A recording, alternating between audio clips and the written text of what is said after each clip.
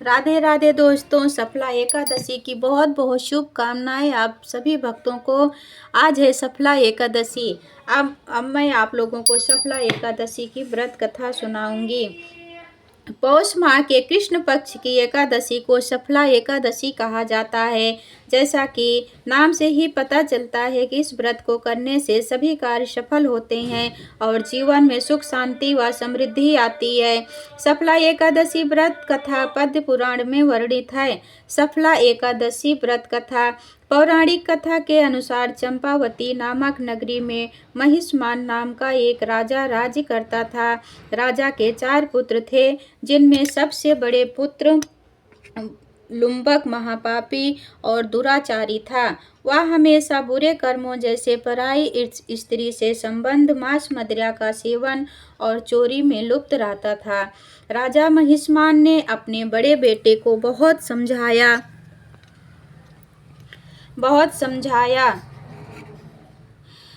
लेकिन जब वह नहीं माना तो दुखी होकर राजा ने उसे अपने राज्य से निकाल दिया। राज्य से निकाले जाने के बाद लुम्बक घने जंगल में चला गया, जहां वह जानवरों का शिकार करके और शहर से चोरी करके अपना पेट भरता था। लुम्बक जिस जंगल में रहता था, वहां एक बहुत पुराना पीपल का वृक्ष था, जो भगवान वासुदेव को अत्यंत प्रिय था। एक बार पौष मास के कृष्ण पक्ष की 10वीं तिथि की रात में अत्यधिक ठंड के कारण लुम्बक सो नहीं सका। सर्दी और भूख से वह लगभग बेहोश हो गया। अगले दिन यानी एकादशी के दिन दोपहर तक भी उसे होश नहीं आया। जब उसे होश आया तो कमजोरी के कारण वह शिकार करने में असमर्थ था। इसलिए उसने पेड़ों से गिरे हुए कुछ फल इकट्ठे किए और वापस उसी पीपल के वृक्ष के नीचे आ गया। सूर्यास्त हो चुका था। उसने उन फलों को पेड़ के नीचे रखा और भगवान से प्रार्थना की, हे भगवान, ये फल आपको ही अर्पित है, कृपया इन्हें स्वीकार करें। रात भर वह ठंड के कारण जागता रहा। अनजाने में उसका व्रत और जागरण हो गया। लुम्पक के इस अनजाने में किए गए उपवास और रात्रि जागरण से भगवान नारायण अत्यंत प्रसन्न हुए। अगले दिन वह लुम्बक के सामने एक दिव्य घोड़ा आकर खड़ा हो गया।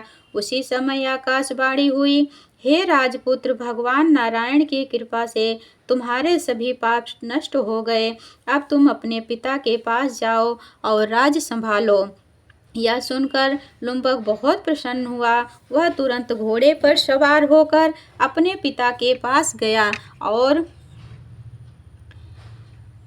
सारी कहानी बताई। राजा ने लुम्पक को माफ कर दिया और अपना सारा राजपाट उसे सौंपकर स्वयं तपस्या करने वन में चले गए। लुम्बक ने धर्म पूर्वक राज्य किया और अंत में सफला एकादशी के प्रभाव से उसे विष्णु लोक प्राप्त हुआ।